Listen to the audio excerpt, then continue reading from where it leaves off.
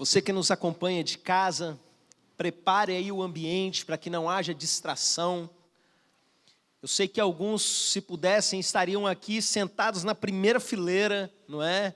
Mas transforme o seu ambiente familiar nesse momento em um ambiente de grande reverência ao ensino da palavra que vem do Senhor. Amém? Ensine os seus filhos nesse momento a cultuarem ao Senhor com reverência, também no culto online. Temos várias crianças aqui, estão de parabéns o comportamento, não é? A turma aí do Jussiel, nota 10. Acharam aí João capítulo 7, a partir do verso de número 37, diz assim a palavra do Senhor: No último dia, o grande dia da festa, levantou-se Jesus e exclamou: Se alguém tem sede, venha a mim e beba. Quem crê em mim, como diz as Escrituras, do seu interior fluirão rios de água viva. Isto ele diz com respeito ao Espírito que haviam de receber os que nele crescem, pois o Espírito até aquele momento não fora dado, porque Jesus não havia sido ainda glorificado. Amém? Vamos orar mais uma vez? Bota a mão sobre o seu coração, abençoe o seu coração nesse momento. Fala assim: meu Pai, fala ao meu coração. Eu quero viver essa promessa. Tudo isso que nós acabamos de ler. Usa o pastor Clériston para ensinar o que o Senhor quer. Flua como um rio nesse lugar. Em nome de Jesus. Amém. Amém. Eu vou pregar sobre o Espírito Santo nessa noite. Amém. Nós temos aprendido muita coisa sobre o Espírito Santo, sobre o que Jesus ensinou a respeito do Espírito Santo. Nesses tempos de dificuldade, por exemplo, nós aprendemos como Jesus se referia ao Espírito Santo como consolador, aquele que nos consola em tempos difíceis. E hoje a gente vai aprender sobre o Espírito Santo como rios de água viva. O que é que isso significa? Qual é a importância disso? E principalmente, que característica do Espírito Santo isso tem para a gente? Eu quero te dizer que você vai sair daqui nessa noite com mais poder. Amém? Como diz uma das palavras da moda, né, do nosso tempo, você vai sair daqui empoderado, cheio do poder de Deus. Amém? O texto que nós lemos é um trechinho da história quando Jesus chega à festa dos tabernáculos. É uma festa que acontecia todo ano lá, e acontece até hoje, né, lá em Israel. E uma vez por ano eles tinham que ir até Jerusalém. Era uma festa que durava 8 dias. E Jesus, a princípio, ficou em casa, não foi. Os seus irmãos insistem com ele que ele deve ir, e ele fala: eu não vou ainda. Os irmãos queriam que ele se tornasse conhecido rapidamente, mas não era esse o propósito do Senhor. E ele vai, e ali no meio da festa ele começa a ensinar as pessoas. O capítulo que nós lemos, o capítulo 7, tem vários ensinos de Jesus no decorrer dessa festa. Mas aí, meus irmãos, quando a festa estava quase no fim, ali no 7º dia, Jesus, ele exclama, ou seja, ele levanta a voz, ele dá um grito ali, ele chama a atenção para aquilo que ele está fazendo. E ele fala a seguinte fala: se alguém tem sede, venha a mim e beba. Quem crê em mim, como diz a Escritura, do seu interior fluirão rios de água viva. Algum tempo atrás eu preguei nesse texto, e eu preguei a respeito dessa questão da sede. Não é o assunto principal dessa noite, mas eu quero revisar com os irmãos mesmo, porque muitos não estavam aqui, e é importante a gente relembrar essa questão, de que Jesus é aquele que mata a nossa sede. Nós estamos aqui no capítulo 7 de João, só que se você voltar 3 capítulos atrás, lá no capítulo 4, a gente encontra uma passagem muito conhecida que fala desse assunto. Um crente bom de memória, bom de Bíblia, para falar o que a gente tem aí no capítulo 4 de João, sem virar a página. Tira a máscara para eu ler seus lábios, né? Alguém falou aí, mulher samaritana, quem foi? Tidelva. O encontro de Jesus com uma mulher samaritana, em uma das vilas de Samaria. Jesus chega, os discípulos descem a vila para comprar comida, e Jesus se encontra ali com uma mulher que foi buscar água num poço. E Jesus pede água para essa mulher. E essa mulher estranha o comportamento de Jesus, porque ele é homem, é judeu, e judeu não fala com samaritano, e está ali, ela mulher samaritana, e ele conversando com ela, e Jesus vira para ela e fala assim, se você soubesse quem é que está te pedindo água, é você que pedia água para mim, porque a água que eu tenho, quem bebe, nunca mais terá sede. E Jesus introduz o assunto de uma água viva, que é isso que ele está falando no texto de hoje. 2, 3 capítulos para frente, ele volta a tocar nesse assunto. Mas essa fala dele com a mulher samaritana é importante para a gente entender a sede. Porque essa mulher, meus irmãos, ela começa ali a estranhar um pouco o comportamento de Jesus, e aí Jesus fala a respeito dessa água, e ela fala, então me dá dessa água. E a gente percebe que ela não está levando muito a sério. E Jesus vira e fala assim, vai lá e chama o seu marido. E aí ela responde para ele, eu não tenho marido. E Jesus fala a seguinte profecia, a revelação sobre a vida dessa mulher. Porque você, na verdade, já teve 5 maridos, e o que você tem agora não é o seu marido. Isso disseste com verdade. Irmãos, eu já preguei em casamento a respeito desse texto.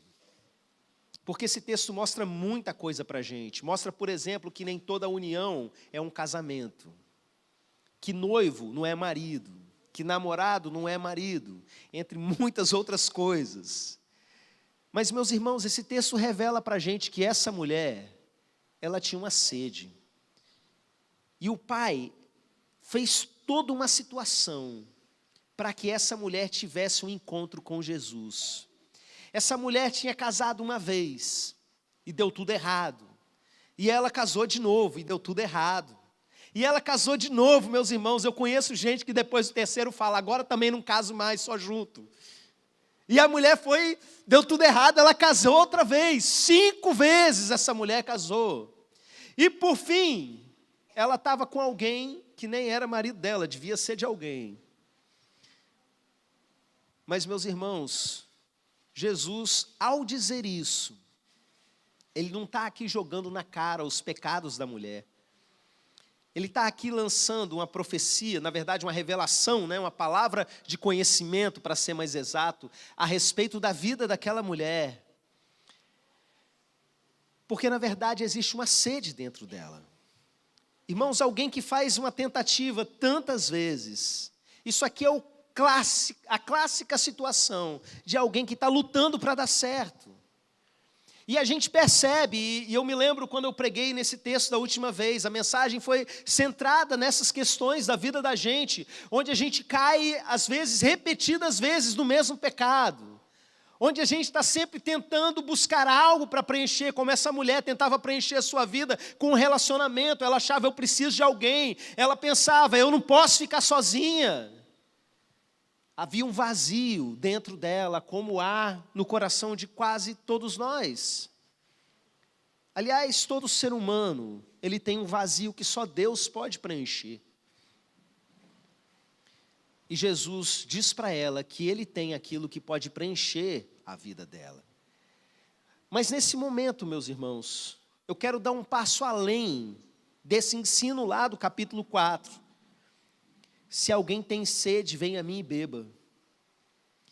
Ele diz assim, quem crer em mim, como diz a Escritura, do seu interior fluirão rios de água viva. Vou contar para vocês o que acontecia na festa dos tabernáculos. Durante os 7 primeiros dias, o sacerdote pegava um vaso de ouro, descia até o tanque de Siloé, enchia aquele vaso com água e ele subia até o templo, e ali, enquanto a multidão cantava os salmos de 113 a 118, os salmos de, como é que é o nome do cara? Anotei o nome aqui, Halel, os cânticos de Halel. A multidão cantava isso, e o sacerdote pegava aquele pote, né, de ouro cheio de água e derramava sobre o altar. Eu imagino aquela água ali escorrendo. E é impossível, meus irmãos, que aquelas pessoas não soubessem o significado disso. Eu vou falar para vocês por quê. Quando você começa a ler o capítulo 7 e Jesus começa a ensinar para aquelas pessoas, o autor aqui, ele diz que Jesus estava falando para os judeus. E eu acho curioso isso, porque em Israel, todo mundo ali era judeu, né?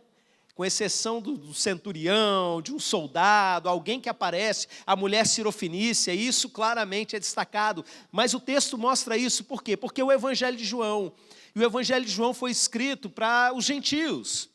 Enquanto o Evangelho de Mateus foi escrito para o povo judeu, está cheio de referências a profecias do Antigo Testamento, o Evangelho de João foi escrito para outros povos. O público-alvo inicial era esse. Então ele destaca que ele estava fazendo isso diante dos judeus. Por que esse detalhe é importante para a gente? Porque o judeu sabia o significado daquilo que estava acontecendo. Na festa dos tabernáculos, água sendo derramada sobre o altar. Não tem como aquilo não remeter na mente do judeu a pelo menos duas profecias importantes e aguardadas no meio do povo. Duas profecias que falam exatamente a mesma coisa. Ali, daquele templo, um dia iria fluir um rio de água viva. Você vê isso em Ezequiel 41 e você vê isso em Zacarias 14. Em Zacarias 14 vai dizer que essas águas, elas vão para o Oriente e para o Ocidente. E estão relacionadas ao momento em que o Senhor vai reinar sobre todo mundo. Mas em Ezequiel, meus irmãos, esse texto dá uma descrição muito precisa a respeito dessa água escorrendo e fala ali do lado sul do altar, ou seja, o sacerdote estava ali despejando água e eles vendo aquela água escorrer pelo chão e de repente aquele povo, que era um povo judeu, que aquela festa fazia parte da vida deles todo ano, eles estavam carregados desse significado. O texto lá de Ezequiel diz que essa água, ela iria escorrendo pelo lado sul do altar, iria descendo na direção do Mar Morto. Irmãos, deixa eu falar para vocês a respeito do Mar Morto. Eu tive lá, e eu preguei a respeito do Mar Morto algumas vezes, principalmente quando a gente faz menção a Sodoma e Gomorra, que é a região onde esses acontecimentos se deram, né? E meus irmãos, o Mar Morto é um lugar onde Deus derramou fogo do céu e destruiu as cidades de Sodoma e Gomorra. E é o lugar mais castigado da face da terra, 400 metros abaixo do nível do mar. É um buraco no planeta, como se Deus tivesse dado um soco ali, algo desse tipo. Desceu fogo e enxofre do céu, é a descrição. Lá nessa região tem bolinhas de enxofre para tudo quanto é lado. E a água ali naquele mar é tão salgada, mas tão salgada, que as pessoas não conseguem afundar. De tão denso que é, o sal te joga para cima, a água densa te joga para cima. Imagina vocês, crianças, tentarem mergulhar numa água funda, que você não consegue afundar, é quase uma gelatina te empurrando para cima. Uma gelatina você ainda afundaria, né? Uma água salgada nesse nível, joga você para cima. Você não pode mergulhar sua cabeça lá. Estava falando isso para as crianças lá em casa esses dias. Porque é tanto sal, que o sal vai invadir os seus olhos, o seu nariz, o seu ouvido. Se alguém tentar fazer xixi na água, misericórdia, tem placa lá alertando as pessoas para não fazerem isso. Quem está acostumado a ir para a praia normal, né? Se entrar lá, porque no momento que a uretra se abrir, o sal vai entrar no corpo com violência, estragando tudo. Imagina se algum peixe conseguiria viver ali. Não tem como. É por isso que ele é o Mar Morto. Não tem vida nesse lugar. Nenhum peixe, nenhum ser vivo consegue permanecer nesse ambiente e ficar vivo. Por isso que até hoje o nome desse lugar é Mar Morto, porque só tem morte. É lindo de se ver. Falava Mar Morto, eu imaginava aquela lama borbulhando, alguma coisa assim, né? Eu cheguei lá numa manhã de céu azul, aquelas pedras branquinhas, cada pedra dessa altura, tudo de sal, pedra de sal. Entrei lá dentro, lugar maravilhoso, morto.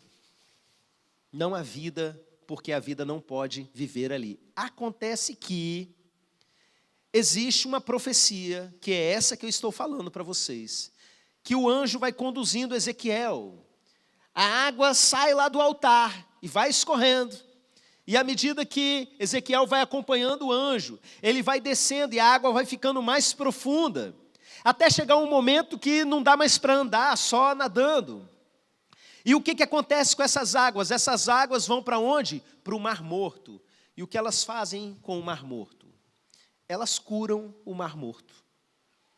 E de repente, por causa dessas águas, por causa desse rio de águas vivas que entram no Mar Morto, surge uma porção de peixe.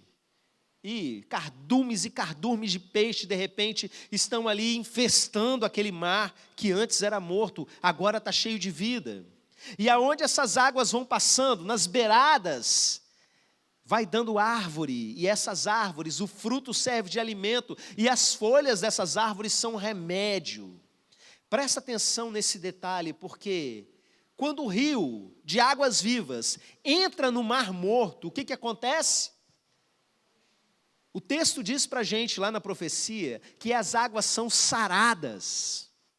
Eu acho muito curiosa essa expressão, é sarada mesmo, a palavra hebraica rafá. Lembra lá da música? Jeová Rafá, meu Senhor, que cura toda dor. Eu sou o Senhor que te sara, Jeová Rafá. Ele não diz que as águas vão diluir as águas salgadas do Mar Morto. Ele diz, as águas vão curar. A função do rio da vida é curar. E quando você olha, por exemplo, para uma outra profecia que é dada depois, no Novo Testamento, o Apocalipse, o finalzinho da Bíblia, Apocalipse 22, começa falando do quê? Do rio da vida, lá no céu. A gente cantou a respeito disso hoje. Verei o grande rio da vida, claro como um cristal. Lembram disso? O rio da vida está lá, escorrendo. E olha, a árvore da vida está lá. E da mesma maneira, o seu fruto serve de alimento e as suas folhas remédio para as nações. Então Jesus vira e fala assim, se alguém tem sede, vem a mim e beba. E quem crê em mim, você crê nele. Do seu interior fluirão rios de água viva. Você já viu uma nascente de água? Esses dias eu estava lá na roça do irmão Jussiel, fiquei lá de férias, aquele lugarzinho abençoado que não pega nem celular, sabe? Momento lindo, as quaresmeiras estão florindo, mas muita chuva, e aparece nascente de tudo quanto é lado. Existem nascentes que dão em um momento do ano e outras não. Quando chove muito, aparece nascente de tudo quanto é lado. E lá em Israel, da mesma maneira. Porque lá em Israel tem muita região desértica. E olha que curioso, quando não é Ezequiel, é Zacarias que vai falar sobre esse rio da vida, ele traz essa característica. Essas águas, elas não secam. Em toda a época do ano, a nascente continua. Me fez lembrar das águas de Meribá, onde Moisés pegou o cajado, feriu a rocha e do nada, num lugar seco, brotou uma nascente e começou a jorrar água. E está lá até hoje, o povo faz turismo para ver. Sobe a montanha, olha lá que doideira, a água vazando aqui no meio do nada. Não é uma nascente cheia de árvore ao redor, como a gente está acostumado a ver, né? Brota lá no alto da montanha, do meio da pedra.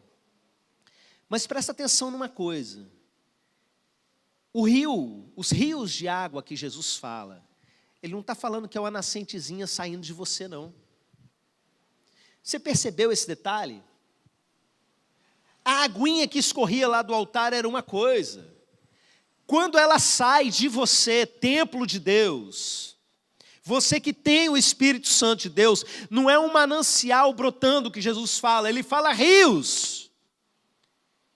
E pensa que doideira, ele não está falando rio de água viva, ele coloca no plural para você ver como isso é grande, como isso é poderoso, são rios de água viva. E o que a água viva faz? Sara, Rafá. A água passa transformando tudo. Não é um fiozinho de água, não é um filete de água, não é nem um rio, são rios de água viva.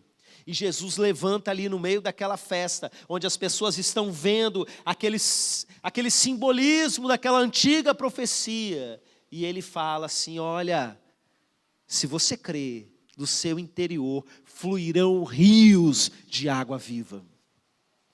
Toda vez que eu leio esse texto, eu me lembro de um cara que eu conheci. Não sei nada sobre ele, não lembro nem o nome dele. Ele chegou lá na escola para fazer alguma coisa, na época eu trabalhava lá. E aí a gente conversando rapidamente, a gente se identificou como pastor. E ele falou para mim o testemunho, como foi que ele se converteu. Ele falou que ele tinha 9 anos de idade, estava jogando bola na rua. E passaram 2 mulheres com a Bíblia na mão, voltaram. Ei, crianças, vem cá. E elas abriram a Bíblia nesse texto e leram assim, quem crê em mim, como diz a Escritura, do seu interior fluirão rios de água viva. Quem crê? Aí ele falou, eu creio. Ele creu naquele momento e a vida dele foi transformada. Irmãos, eu tenho entendido que o grande problema nosso como crente é que a gente é um crente que não crê direito. É um crente que crê pelas metades. Uma criança com a fé simples, 9 anos de idade, ele acreditou nisso, recebeu Jesus. As pessoas ouviram isso aqui nesse tempo, e o texto diz que Jesus ainda não tinha derramado o Espírito Santo, porque ele ainda não tinha sido glorificado. Mas para a gente, todo aquele que já nasceu de novo, de verdade, a evidência que nós temos de que nós somos nova criatura, é que o Espírito Santo de Deus está em nós. O Espírito de Deus testifica com o nosso espírito que somos filhos. Então olha só, aquele garoto com 9 anos de idade, ele creu, coisa que muita gente acredita, mas não crê de verdade para dentro de Jesus. Esse crer de se entregar realmente para Ele, de confiar puramente nele. E esse menino aceitou Jesus, e olha só, a partir daquele momento essa criança anda pela rua, e do interior dele fluem rios de água viva. Essa promessa é para você que já recebeu o Espírito Santo de Deus. Existe uma fonte dentro de você e você precisa ser lembrado disso. Porque quem crê tem que ir beber dessa fonte. Existe uma fonte dentro de você que é a solução para os problemas que você enfrenta na sua vida. Existe uma fonte dentro de você que resolve a fadiga gigantesca e inexplicável que você sente. Existe um rio que por onde passa cura tudo, capaz de sarar as águas de um mar que está morto. Ele está saindo de dentro de você, rios, e por onde ele passa ele cura. Você precisa aprender a desfrutar disso.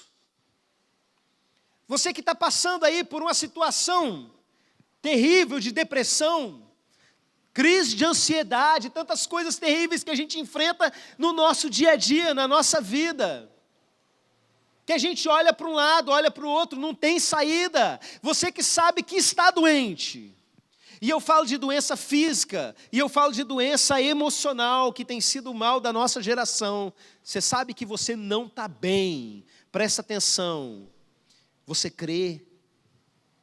Você realmente crê? Porque aquele que crê, do seu interior fluirão rios de água viva. Água viva é algo que por onde passa cura. Desfruta agora dessa cura. Da onde é que essa água está fluindo? Essa água está fluindo de um pote de remédio? Não. essa água está fluindo das coisas que você usa na sua vida para te distrair. Essa água está fluindo dos seus relacionamentos. Acho que aquela mulher lá dos 5 maridos pensava que sim. Então essa água deve estar fluindo da igreja? Não. Já sei, descobri o mistério. Essa água flui da mão do pastor, porque ele vai impor as mãos, vai orar e vai jorrar. Não, meu irmão, flui do seu interior. Aonde você estiver nesse mundo, essas águas vão estar jorrando. Se você estiver num cemitério à meia-noite, você está lá, você tem o Espírito Santo, há um portal dentro de você, no seu homem interior, jorrando rios de água viva.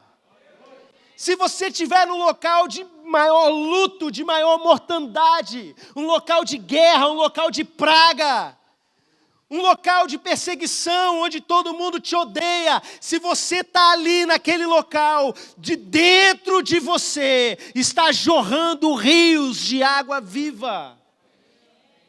Isso não é para qualquer pessoa, isso é para aquele que crê.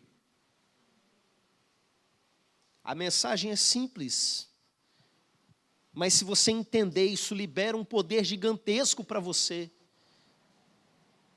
Porque para você crer, primeiro você precisa saber que existe. Por isso que Jesus está falando e por isso que Ele está me mandando falar nessa noite.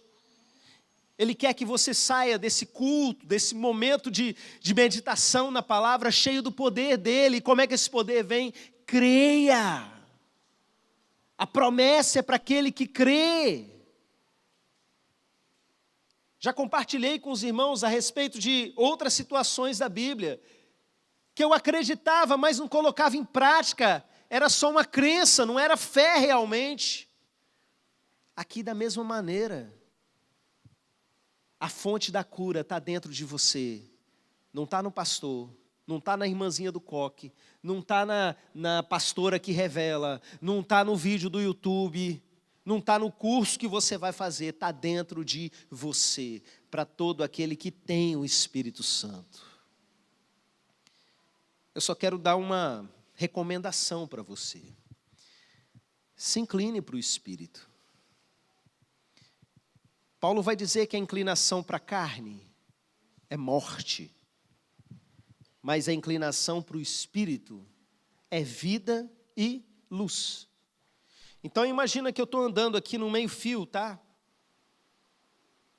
Do lado de cá está a carne. E do lado de cá, tirar a cruz daqui, mas está o Espírito. Imagina se eu ando inclinado para cá. O que tem do lado de cá? Inclinação da carne? Morte. Para cá, o lado de cá, eu tenho o Espírito, eu tenho vida. Um crente que vive inclinado para a carne só vai colher corrupção, só vai colher morte. E é isso que está acontecendo com muita gente. Faça uma pergunta para você mesmo. Para que lado você tem se inclinado nesses dias? Não quero que você olhe para o passado. Tem crente que gosta muito de dizer o que já fez, mas olha, você pode comer o melhor rodízio do estado por 7 dias. Se você passar mais 7 dias sem comer, você vai estar desnutrido, vai passar fome, e aquele churrasco lá de trás não vai fazer diferença nenhuma na sua vida. O que eu quero perguntar é como você está hoje. Você está inclinado para o Espírito ou para a carne? Se você se inclinar para o Espírito, e como nós aprendemos nessa noite, se você crer nisso, há uma fonte inesgotável de cura, de poder dentro de você. Queridos, eu experimento isso frequentemente na minha vida, e eu estou falando para vocês de algo que eu vivi e vivo. De eu saber simplesmente assim, olha, eu tenho que pregar de novo hoje, por exemplo. Da onde eu vou tirar? Tem gente que vai para a internet procurar mensagem já pregada. Você sabe o que eu faço? Rio de Deus flui. Existem rios fluindo de dentro de mim, eu só tenho que crer nisso. Ele está fazendo algo, Ele quer dizer algo, só tem que fluir. Se alguém coloca você para fazer algo que você pensa, eu não tenho capacidade para isso, se lembre, dentro de você há um portal, direto do trono de Deus, de onde fluem esses rios. O templo, o altar de onde a água vai escorrendo, é você, aonde você estiver. E a promessa não é para quem orou muito, para quem buscou muito, não, a promessa é para quem crê. É simples. Deus simplificou o máximo para todo mundo ter acesso. Só acredita no que Jesus está dizendo. Quem quer desfrutar dessa cura nessa noite? Quem quer desfrutar desse renovo, desse refrigério que uma água viva traz? Se alguém tem sede, venha a mim e beba. Vamos colocar em pé? Eu quero convidar você nesse momento a crer e a se inclinar para o Espírito, sabe? Uma maneira que eu tenho aprendido da gente se encher do Espírito, se inclinar a Ele, é através da adoração. Então a gente vai orar nesse momento. Eu não vou orar especificamente por alguém, porque eu quero que você se lembre nesse momento. Quando eu oro por você, para que você seja curado, eu sei que de dentro de mim estão fluindo rios que vão curar você. Mas o que eu quero que você experimente nessa noite é o rio que sai de dentro de você. Você que ainda não encontrou esse rio, se entrega para Jesus hoje, se arrependa dos seus pecados, se reconcilia com Ele, entrega a sua vida para Ele. Porque eu quero que você experimente isso, a fonte vem de dentro de você. Você não tem que pagar por ela. Você não tem que rastejar atrás de alguém por ela. Está aí. Uma fonte capaz de curar o mar morto. O que é capaz de fazer com você, se você simplesmente crer. Então vou começar a adorar aqui no violão. Você vai se inclinando ao Senhor. Vai se enchendo dEle. E fala, rios de Deus, vai curando. E vai apresentando diante dEle tudo aquilo que precisa ser curado. Porque o Espírito Santo, além de ser o Consolador, além de ser o Espírito da profecia, além de ser tudo isso que a gente tem aprendido, Ele é a água viva que cura por onde passa. Feche os seus olhos e comece.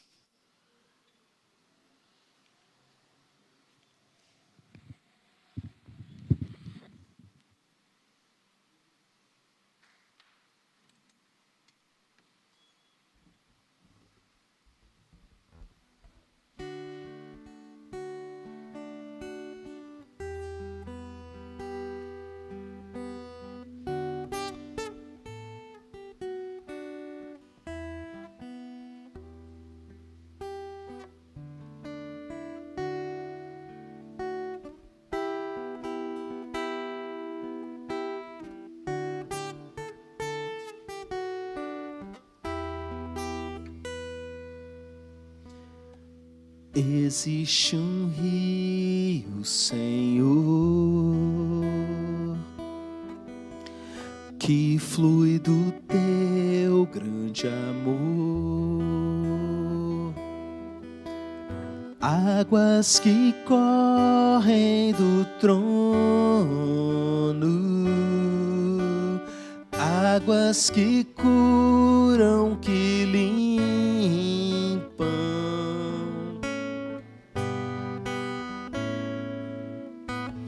Por onde o rio passar, tudo vai transformar, pois leva a vida do próprio Deus. Este rio está neste lugar.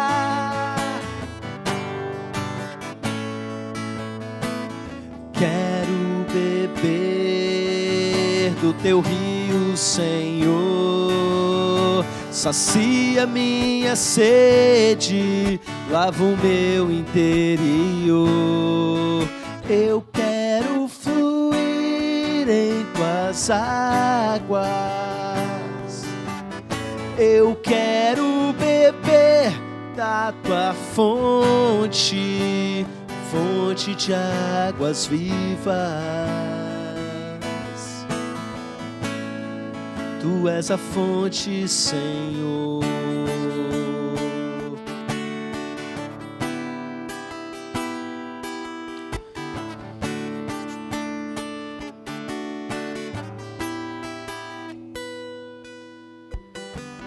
Existe um rio, Senhor,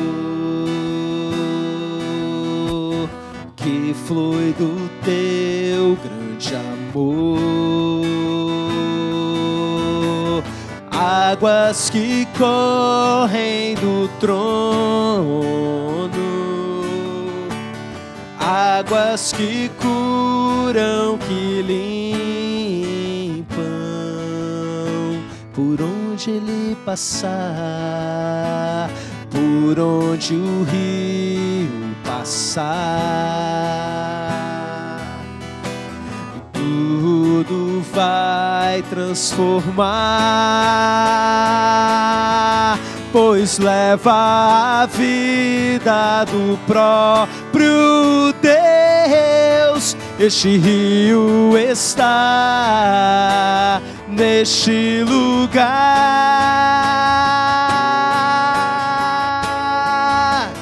Quero beber do teu rio, Senhor. Sacia minha sede, lava o meu interior. Eu quero fluir em tuas águas. Eu quero beber da tua fonte, fonte de águas vivas. Tu és a fonte, Senhor. Tu és o rio, Senhor. Tu és a fonte, Senhor.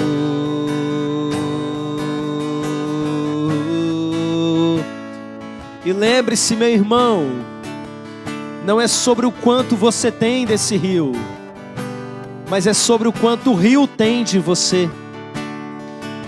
O anjo ia conduzindo Ezequiel para águas mais profundas. Num primeiro momento, o rio tinha só até o tornozelo. Daqui a pouco o rio tinha até o joelho. Depois o rio tinha Ezequiel até os lombos. Até que chegou um momento que o rio, à medida que ele ia descendo, tinha todo o ser. O rio que cura envolveu todo o ser do profeta. Quanto o rio tem de você? Se renda nesse momento. Comece a apresentar ao Espírito Santo as áreas que você quer que esse rio passe, que esses rios fluam. O rio não está fluindo de mim. O portal está em você, está fluindo de você. Creia. E que esse rio lave as suas feridas. Que esse rio leve vida aonde há morte nessa noite. Que esse rio mate a sua sede. Você que encontra a sua alma sedenta nessa noite. Que curas físicas comecem a acontecer. Que dores comecem a ir embora nesse momento. Que o luto comece a ir embora nesse momento. Que a ansiedade comece a ir embora nesse momento. Que a depressão vá embora nesse momento. Rio de Deus, vai lavando tudo nesse momento.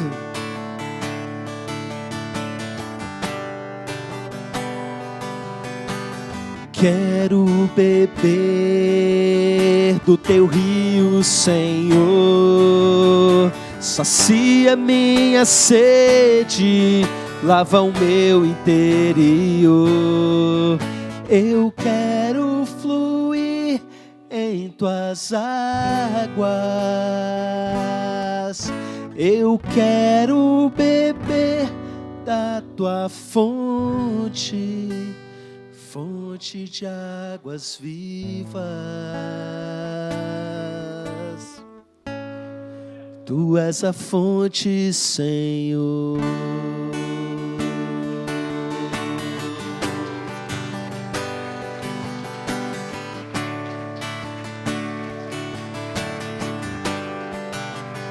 Obrigado, Senhor.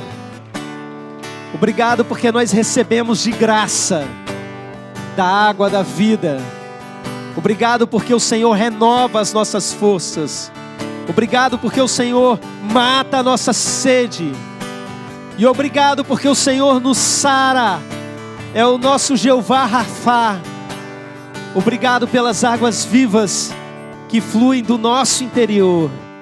Aleluia. Amém. A igreja pode se assentar.